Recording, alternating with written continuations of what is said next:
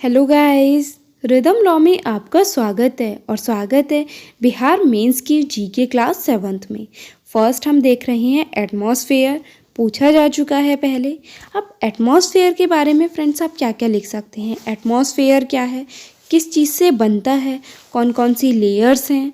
तो सबसे पहले the thin layer of gases surrounding the earth is called as atmosphere.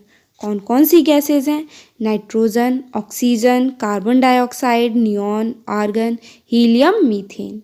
सबसे ज़्यादा कौन सी है, नाइट्रोजन है 78.08%, ऑक्सीजन 20.95%, कार्बन डाइऑक्साइड है 0.038%, नियॉन है 0.0018%। नेक्स्ट इंक्लूड किया जा सकता है nitrogen gas is most abundant gas available in the environment. Next आपको लेयर्स याद रखनी है। क्वेश्चन क्या पूछा जा रहा है उसके अकॉर्डिंग आंसर देना है। फ्रेंड्स बिहार में ज़्यादा बड़े क्वेश्चन नहीं आते हैं, शॉर्ट में पूछा जाता है, तो आप शॉर्ट में सारे टॉपिक्स देख लें। नेक्स्ट क्वेश्चन देखते हैं, द रिवॉल्ट ऑफ 1857। फ्रेंड्स आप आंसर को किस तरह से फ्रेम करते हैं, मार्क्स इसी पर डिपेंड करते हैं। 1857 में after lord Dalhousie, lord Canning came to India as the governor general. During his reign the first armed national revolt break out in India. Start कब हुई थी फ्रेंड्स, 10th में बैरकपुर से। दिल्ली में किसने लीड किया था, बहादुर शाह जफर ने। कानपुर में नाना साहिब ने। झांसी में रानी लक्ष्मीबाई ने। लखनऊ में बेगम हजरत महल ने। इलाहाबाद में लियाकत अली एंड जगदीशपुर में कुंवर सिंह। इम्पॉर्टेंट क्वेश्चन है फ्रेंड्स, कॉजेज भी पूछे जाते हैं, तो political, economic, socio religious, military and immediate cause. Friends answer को अच्छा फ्रेम करने के लिए आप व्यूज़ भी इंक्लूड कर सकती हैं। ब्लैक वाइट स्ट्रगल कहा गया था 1857 रिवॉल्ट को, किसने कहा था, मेडले ने। नेक्स्ट है हिंदू मुस्लिम कॉन्स्पिरेसी अगेंस्ट क्रिश्चियंस, ये कहा गया था टेलर के द्वारा। आप यहाँ पर बुक्स भी बता सकते हैं, जैसे कॉजेज ऑफ इंडियन रिवॉल्ट, ये है 1873 की, लिखी गई थी सैयद अहमद खां के द्वारा। इम्पॉर्टेंट है ये भी। नेक्स्ट क्वेश्चन की बात करते हैं, first battle of Panipat. Friends Panipat के तीनों बैटल देख लें। फर्स्ट बैटल हुआ था बाबर और इब्राहिम लोदी के बीच में 1526 में। इब्राहिम लोदी की आर्मी बहुत लार्ज थी, लेकिन उनके सोल्जर्स ना तो ट्रेंड थे और ना ही डिसिप्लिन थे, इसलिए उनकी हार हुई थी और बाबर ने आगरा और दिल्ली को कैप्चर कर लिया था। नेक्स्ट देखते हैं बैटल ऑफ खानवा। ये हुआ था राणा सांगा और बाबर के बीच में।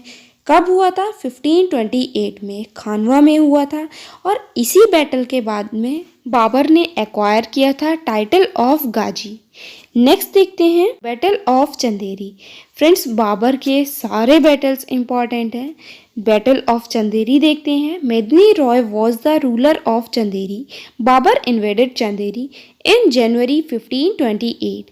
Babur succeeded after a tough war. Many Rajput queens performed the jauhar. Friends इसी बैटल के बाद में काफ़ी राजपूत क्वींस ने जौहर परफॉर्म किया था। नेक्स्ट देखते हैं बैटल ऑफ घाघरा, 1529 में हुआ था। Babur fought with Afghans and captured Bihar.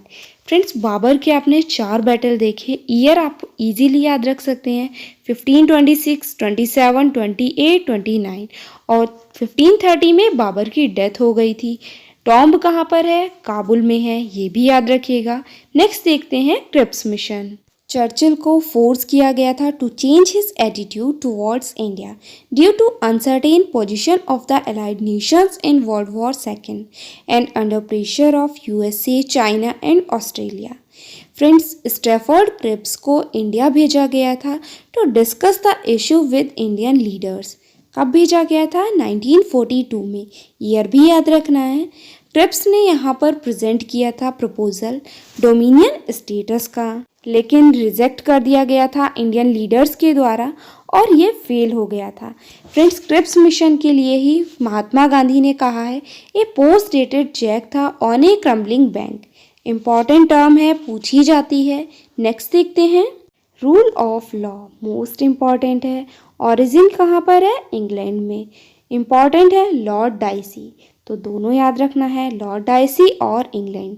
Meaning क्या है? No man is above law and that every person whatever be his rank और status is subject to the jurisdiction of ordinary courts.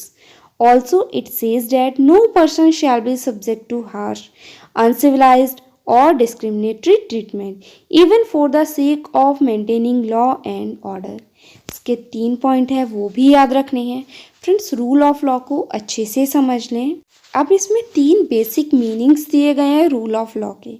Absence of arbitrary power और supremacy of law. A man can be punished for a breach of law but he can not be punished for anything else. अब breach of law है तो punish किया जा सकता है, अब बिना किसी रीज़न के तो नहीं कर सकते हैं। नेक्स्ट है इक्वालिटी बिफोर लॉ, कोई भी पर्सन लॉ के ऊपर नहीं है। नेक्स्ट बताया गया है the constitution is the supreme law of the land and all laws passed by the legislature must be consistent with the provision of the constitution. जितने भी लॉ पास होंगे वो कॉन्स्टिट्यूशन के कंसिस्टेंट होने चाहिए। इम्पॉर्टेंट है फ्रेंड्स, अच्छे से याद कर लें। Next is planning commission. Friends, NITI Aayog आए या प्लानिंग कमीशन आए, दोनों एक ही हैं। प्लानिंग कमीशन को चेंज करके 2015 में नीति आयोग कर दिया गया था। पहले बात करते हैं प्लानिंग कमीशन। इस्टेब्लिश किया गया था 15 मार्च 1950 में। किसके द्वारा? गवर्नमेंट ऑफ इंडिया के एग्जीक्यूटिव रिजोल्यूशन से। फ्रेंड्स, ये ना तो कॉन्स्टिट्यूशनल बॉडी है और ना ही स्टैट्यूटरी बॉडी है। इस्टेब्लिश हुआ था एडवाइजरी प्लानिंग बोर्ड की रिकमेंडेशन पर। चेयरमैन कौन थे? केसी नेगी। प्लानिंग कमीशन के एक्स ऑफिशियो चेयरमैन होते हैं prime minister. First vice president थे गुलजारी लाल नंदा। फ्रेंड्स, आप नेम लिखकर आंसर को और अच्छा कर सकते हैं, तो नेम भी याद रखिएगा। और फंक्शन क्या होता है? To prepare 5-year plans for the central government. Next अब बात करते हैं जब नीति आयोग में रिप्लेस हो गया था। कब हुआ था? 1 जनवरी 2015 को। नीति का मीनिंग क्या है? National institution for transforming India. Friends, chairman कौन है? प्राइम मिनिस्टर होते हैं, तो नरेंद्र मोदी हैं। वाइस चेयरमैन है राजीव कुमार। फ्रेंड्स, इसके सीईओ हैं अमिताभ कांत। इम्पॉर्टेंट है, पूछा जाता है।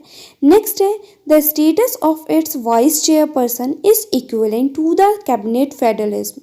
नेशनल डेवलपमेंट काउंसिल स्टैब्लिश हुई थी 6 अगस्त 1952 में। ये थे आज के क्वेश्चंस। फिर मिलते हैं इंपॉर्टेंट क्वेश्चंस के साथ में। फ्रेंड्स, हैबिट डालिए, आपको डेली 5 to 6 आवर्स लिखना ही है। नेक्स्ट बात करेंगे कल। Thank you, bye bye, share with all.